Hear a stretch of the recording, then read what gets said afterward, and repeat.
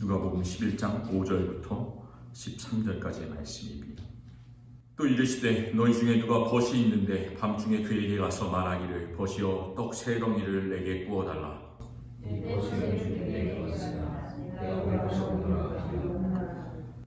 그가 안에서 대답하여 이르되 나를 괴롭게 하지 말라. 문이 이미 닫혔고 아이들이 나와 함께 침실에 누웠으니 일어나 내게 줄 수가 없노라 하겠느냐. 내가 너에게 말하노니 기도로 일어나서 찾지 아니하리라. 그 간청함을 인하여 일어나 죽을 때였나이다. 내가 또 너희에게 이르노니 구하라 그리하면 너희에게 주실 것이요 찾으라 그러면 찾아낼 것이요 문을 두드리라 그러면 너희에게 열릴 것이니 구하는 이가 하실 것이요 찾는 이가 될 것이요 두드리는 이에게 열릴 것이다. 너희 중에 아버지 된 자로서 누가 아들이 생선을 달라 하는데 생선 대신 뱀을 주며 같이 읽겠습니다. 너희가 악할지라도 좋은 것을 자식에게 줄 줄 알거든 하물며 너희 하늘 아버지께서 구하는 자에게 성령을 주시지 않겠느냐 하시니라. 아멘. 기도는 정말로 우리에게 호흡이고 생명입니다. 그 말은 뭐냐면 우리는 기도하지 않으면 한숨도 한순간도 살아갈 수 없다는 말이죠. 물론 기도를 안 해도 살아갈 수가 있어요. 그런 사람들이 세상에 참 많지 않습니까? 세상에는 기도를 안 하고 예수님을 믿지 않는데 우리보다 더 잘 사는 것처럼 보이는 사람들이 참 많이 있습니다. 그런데 기도하지 않는 사람들은 살기는 살지만 사는 게 아니죠. 왜냐하면 하나님의 뜻과는 관계없이 자기 마음대로 사는 것이기 때문에 하나님의 마음에 들 수가 없습니다. 우리는 하나님의 아들 예수 그리스도께서 기도하셨다는 사실을 바라보면서 예수님께서 어떻게 기도하셨는지 그것을 하나하나 찾아보고 또 그것이 우리의 기도가 되어야 할 줄을 믿습니다. 예수님께서 성경의 사도행서에 보면 기도하셨던 기록들이 많이 나와 있습니다. 제가 예수님께서 기도하신 내용들을 다 찾아봤는데요. 예수님께서 새벽 밝기 전에 나가서 한적한 곳에서 기도하셨습니다. 또 세례 요한에게 세례를 받으셨는데 그때도 받으시고 나서 기도하셨습니다. 그러니까 하늘이 열리고 성령이 비둘기같이 예수님께 임했습니다. 많은 무리를 가르치신 다음에 그들을 다 보내신 다음에 또 혼자 산에 올라가서 기도를 하셨습니다. 서기관과 바리새인들이 예수를 고발할 근거를 찾으려고 서로 의논하고 악담할 때 예수님께서는 어떻게 하셨냐면 기도하러 산으로 올라가셔서 밤이 새도록 하나님께 기도하셨습니다. 병자들을 위해서도 그냥 이렇게 병만 고치신 것이 아니라 또 안수하고 기도하셨어요. 변화산 위에서 기도하실 때는 예수님께서 용모가 변화되시고 옷이 휘어져서 광채가 났다고 성경은 말씀하고 있습니다. 제자들과 또 마지막 떡과 잔을 나누시면서 그때도 기도하셨어요. 떡을 가지사 축사하시고 이게 기도하셨다는 말씀이죠. 하나님께 기도하시고 또 잔을 드셨을 때도 똑같이 축사하시면서 기도하셨습니다.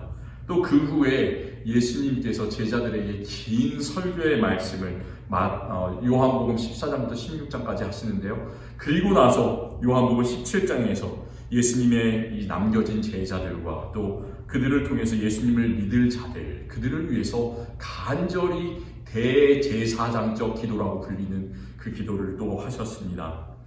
그 후에 겟세마네 동산에 올라가셨어요.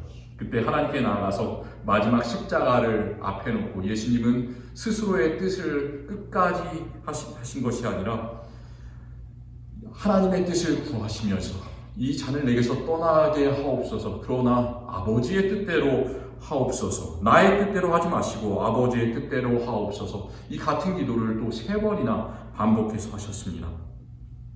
그리고 십자가 상에서도 기도하시죠. 아버지여 내 영혼을 아버지의 손에 부탁하나이다. 이러면서 기도의 마지막 말씀을 하시고 이 땅에서의 짧은 33년의 삶을 십자가에서 마감을 하셨습니다.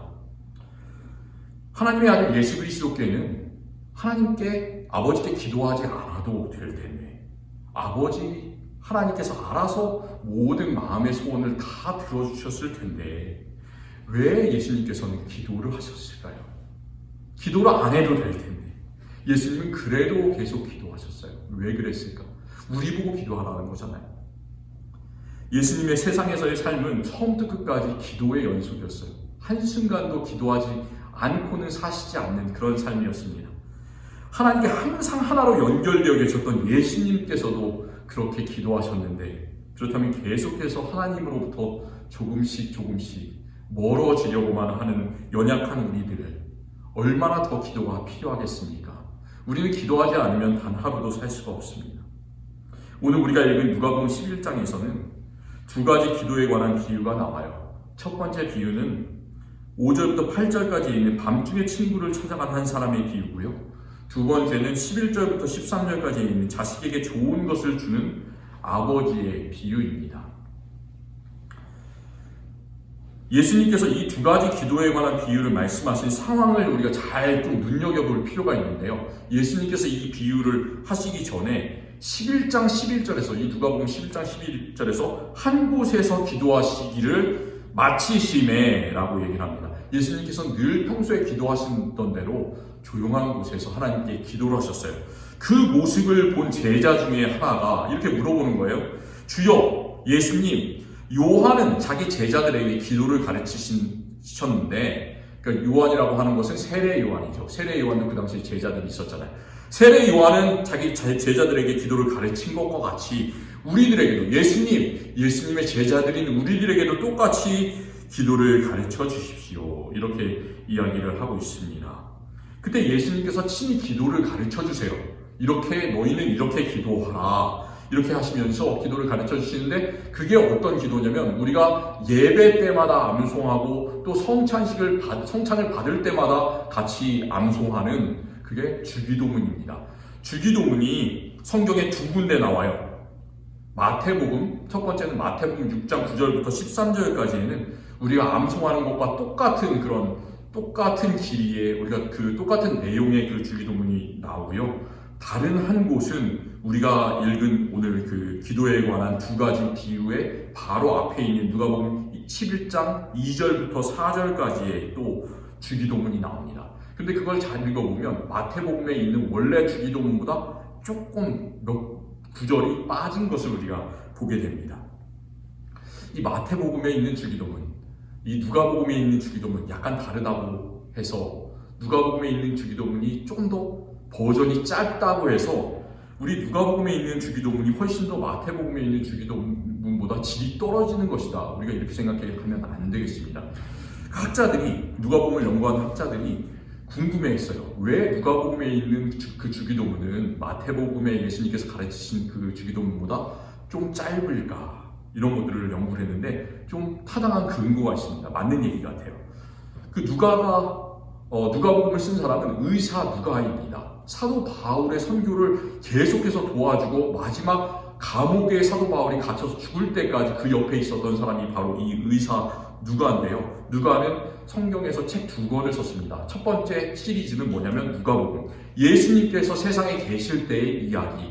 그리고 두 번째 시리즈는 뭐냐면 사도행전을 썼습니다. 그래서 예수님께서 이제 십자가에 죽으시고 부활하시고 하늘에 승천하시고 나서 무엇을 약속하셨습니까? 성령을 약속하셨잖아요. 그래서 성령을 받은 사람들이 어떻게 세상에 나가서 예수 그리스도의 제자로서 살아가는가, 그 이야기를, 첫 번째는 예수님의 이야기, 그리고 예수님의 성령을 받은 사람의 이야기를 두 개를 붙여서 시리즈로 썼습니다. 그게 누가복음하고 사도행전입니다. 그런데 그 책을 읽는 사람들이 주로 기도에 익숙하지 않았던 사람들, 그 당시에 유대인들은 참 기도를 잘했잖아요. 다 기도에 익숙했는데 이 이방인들은 어떻게 기도를 할지 잘 몰랐습니다. 그래서 그 마태복음보다 더 짧지만 정말 중요한 그런 내용들을 다 담고 있는 그 예수님의 기도의 내용들, 그것을 이 이방인들에게 전하는 내용으로 썼다, 이런 얘기를 하고 있습니다. 타당한 근거가 있어요.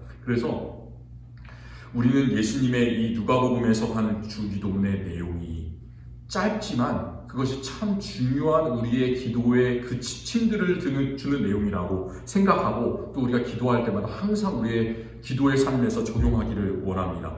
우리가 때때로 기도하면서 구체적인 내용을 가지고 기도해야 될 그런 경우가 참 많이 있습니다. 이런 두리뭉실한 그런 기도들 말고 이런 일이 어려운데 이런 것들을 주님께서 해결해 주십시오. 이런 구체적인 내용을 가지고 기도해야 될 때 이 주기도문에 하신 그 예수님의 기도의 내용에 맞추어서 했으면 좋겠어요. 항상 기도할 때 내 자신의 그런 소원만을 아뢰고 있는가? 우리가 그렇게 기도하는 것은 아니잖아요. 항상 예수님께서 처음 기도하셨던 그 첫 마디는 하늘에 계신 우리 아버지여 이름이 거룩히 여김을 받으시오며 하나님을 먼저 높이고 또 하나님의 뜻이 어디 있는지를 먼저 구하는 기도를 하고 있습니다. 그리고 아무 것이나 예수님은 다 기도하지 않고 일용할 양식을 오늘날 주옵시고 정말로 우리에게 지금 꼭 필요한 것들 그것을 이루어 주십시오 기도했습니다. 그리고 예수님께서는 죄 용서를 위해서 기도하셨죠. 하나님께서 우리의 모든 죄를 용서하신 것처럼 우리의 이웃의 죄를 사하여 주옵시고 우리의 죄를 사하여 주옵시고 나의 죄 용서와 함께 우리의 이웃과의 관계가 개선되고 회복되기를 위해서 그것을 위해서 기도하라 말씀하셨습니다. 또 마지막으로 우리가 기도해야 되는 것은 시험에 들지 않게 하옵시고 다만 악에서 구하옵소서. 정말로 세상에 많은 악들이 있는데 그것에 빠지지 않게 항상 우리가 기도해야 될 줄을 믿습니다. 예수님께서는 이제 주기도문을 가르치신 다음에 우리가 얼마나 열심히 주님께 기도해야 하는지 그 기도의 자세를 이 밤중에 찾아온 벗의 비유로 말씀하고 계십니다. 우리가 밤에는 별로 다른 사람들한테 전화를 하지 않잖아요. 9시가 넘어가면 별로 전화하지 않지 않습니까? 그리고 잘 찾아가지도 않습니다. 그런데 이 비유에는 이상한 일이 생깁니다. 한 사람이 밤중에 친구에게 찾아가서 급하게 부탁을 해요. 2000년 전에 초인종이 없었겠죠. 그러니까 아마 밖에서 이 친구의 이름을 부르면서 그 집 문을 여러 차례 세게 두들겼겠죠. 그러면서 말합니다. 내 친구가 여행하다가 나를 갑자기 찾아왔는데 내가 급하게 이 친구를 대접할 것이 없으니까 떡 3덩이만 빌려주십시오. 이렇게 얘기를 해요. 요즘 같으면 우리가 이해가 잘 되지 않잖아요. 어떻게 이런 상황이 있을 수 있을까? 우리 옆에 가면은 조금만 차를 타고 나가면 24시간 하는 마트들이 질비하게 많이 있지 않습니까? 그 마트 가서 그냥 음식을 사와도 되고 우리 집에 주로 냉장고가 몇 개씩 있잖아요. 특별히 알래스카에 사는 사람들은 이 냉장고를 참 많이 가지고 있더라고요. 그 음식 냉장고에다가 어느 정도 이렇게 채워서 항상 보관하고 있을 텐데 왜 그 친구 집까지 밤에 찾아가서 문을 두들길까? 하지만 이게 2000년 전인 것을 잘 생각하시기 바랍니다. 2000년 전에는 마트도 없고 변변한 음식 저장할 수 있는 냉장고도 없었겠죠. 그러니까 충분히 이런 일이 생길 수가 있는 거예요. 누가 만약에 밤에 급하게 나에게 찾아와서 이런 부탁을 한다면 여기 계신 성도님들 어떻게 하시겠습니까? 우리 참 너그럽잖아요. 마음이 너그러운 분들이시기 때문에 이미 그때 밤 잠자리에 들었다고 하더라도 아마도 그에게 빵 3덩이 말고도 빵 3덩이를 빌려달라 이렇게 얘기를 했는데 빵 3덩이 말고도 고기도 주고 과일도 주고 한 끼 대접할 식사, 3끼 대접할 식사 더 이렇게 줬겠죠. 그리고 빌려주는 게 아니라 그냥 가지라 이렇게 얘기를 했을 것 같습니다. 대부분의 많은 사람들이 그렇게 얘기를 했겠죠. 그런데 우리는 여기 예수님께서 하신 말씀들을 잘 들을 필요가 있습니다. 예수님께서 어떻게 이 비유에 대한 결론을 내시냐면 비록 벗됨을 인하여서는 일어나 주지 않을지라도 그 간청함을 인하여 요구대로 주리라 이런 말을 하고 계세요. 음식을 빌리러 온 사람이 친구이기 때문에 그 관계 때문에 벗됨을 인하여서 이 사람이 나의 벗이기 때문에 친구이기 때문에 그 사람에게 음식을 일어나서 주는 것이 아니라 계속해서 그가 음식을 달라고 간청하기 때문에 그 친구에게 음식을 줄 것이다 말씀하고 있습니다. 이 8절에 나오는 단어 중에 간청이라는 단어를 우리가 잘 생각해 봐야 됩니다. 간청, 그 말은 한자어로는 간절하게 청한다라는 그런 말이잖아요. 신약 성경이 원래 쓰여졌던 그 헬라어로는 어떻게 되어 있냐면 그것이 2가지 더 깊은 뜻이 있습니다. 첫 번째는 끈질기다라는 뜻이 있어요. 영어로는 persistance라는 그런 뜻이 있어요. 계속해서 꾸준하고 끈질기게 부탁을 하는데 한 번 하는 것이 아니라 계속해서 하는 거예요. 계속해서 꾸준하고 끈질기게 한다. 그게 간청이라는 말의 첫 번째 뜻이고요.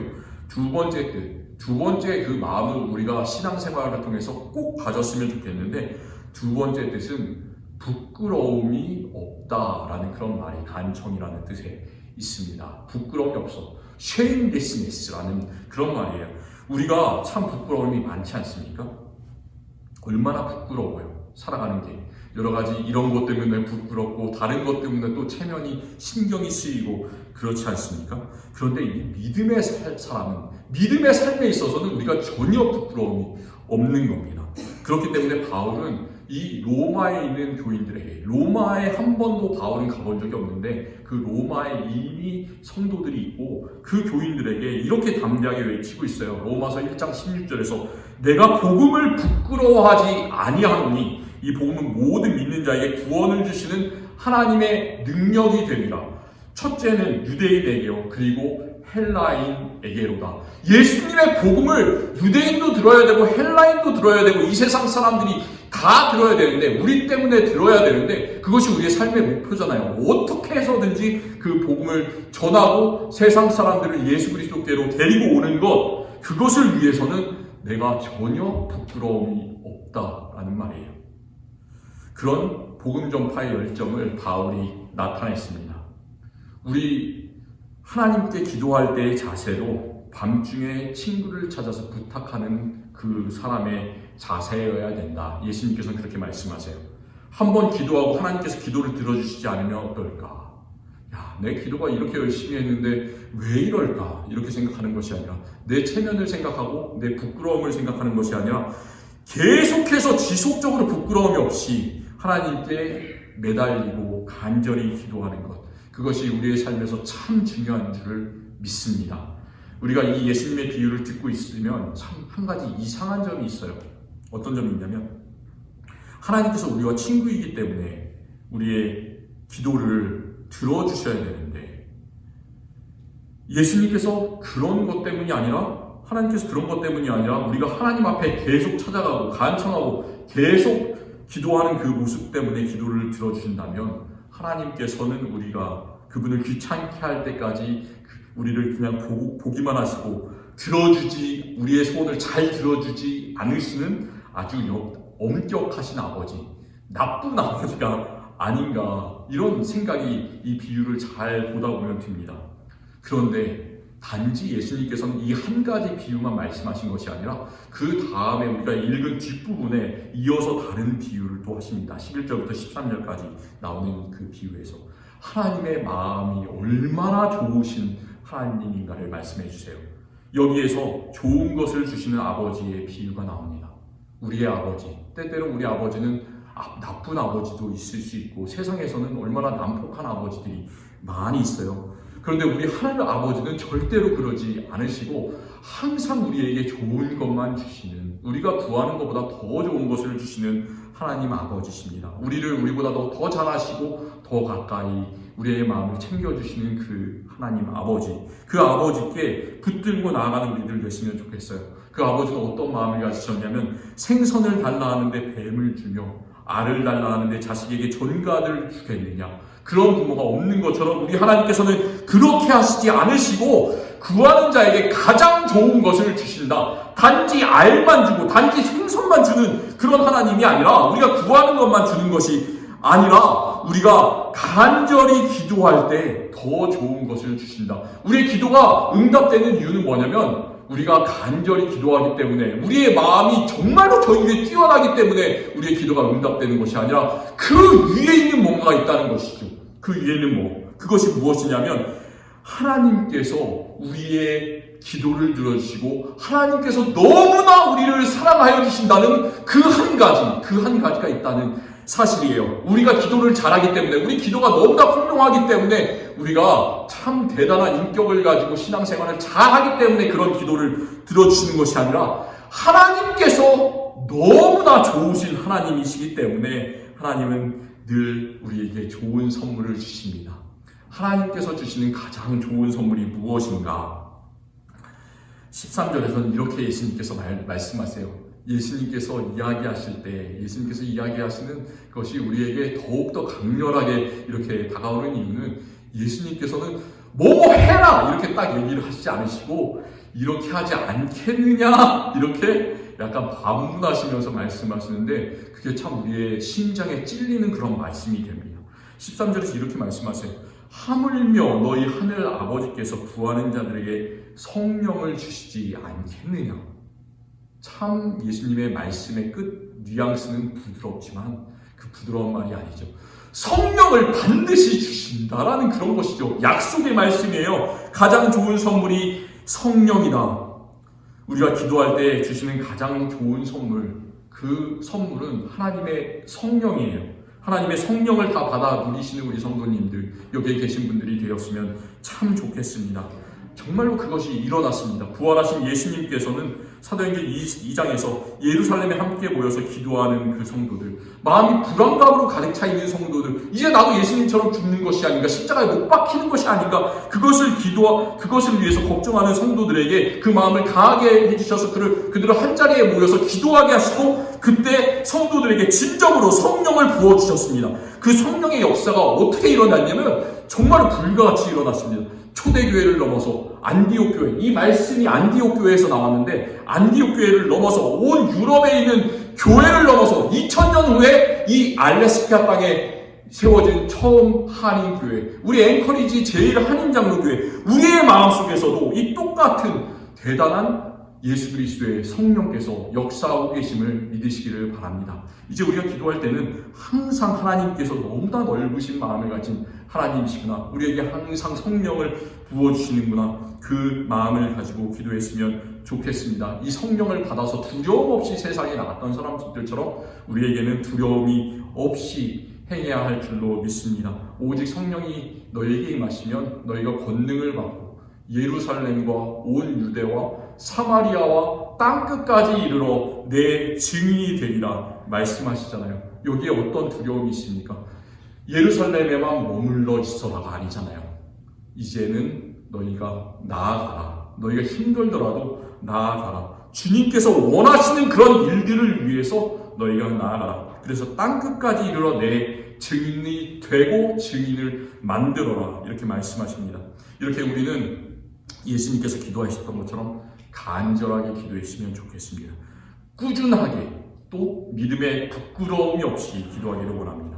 우리가 기도할 때 항상 믿어야 되는 것은 하나님께서 선한 아버지시기 때문에 우리에게 가장 좋은 것을 주신다. 성령을 주신다. 그것을 믿으면서 기도하기를 원합니다. 기도할 때 내 자신만을 위해서, 또 내 자신만을 바라보고 내 자신만의 필요를 위해서 채우기 위해서 기도하는 것이 아니라 하나님께서 주시는 성령을 받아서 예루살렘과 땅끝까지 밖으로 나가면서 주님께서 주신 그 사명과 목표를 이루면서 살아가는 저와 우리 모든 성도님들이 되시기를 하나님께서 우리에게 원하고 계십니다.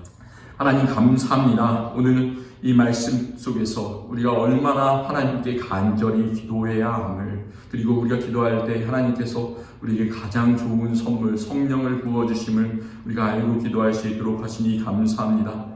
오직 하나님의 의와 또 하나님의 나라를 위해서만 살아갈 수 있는 우리들 되게 하여 주시옵소서. 우리의 마음 하나로 묶어주셔서 우리 가운데 같은 성령, 같은 하나님, 같은 예수 그리스도가 역사하게 하여 주시옵소서. 그래서 사람의 지혜로 할 수 없는 것 하나님의 성령께서 해결하여 주시고 하나님의 능력으로 모든 것들이 화평케 되고 또 주님의 원하시는 그런 선을 이룰 수 있는 그런 놀라운 우리들의 삶과 교회 될 수 있도록 주님께서 붙잡아 주시옵소서. 감사하며 예수 그리스도의 이름으로 기도드립니다.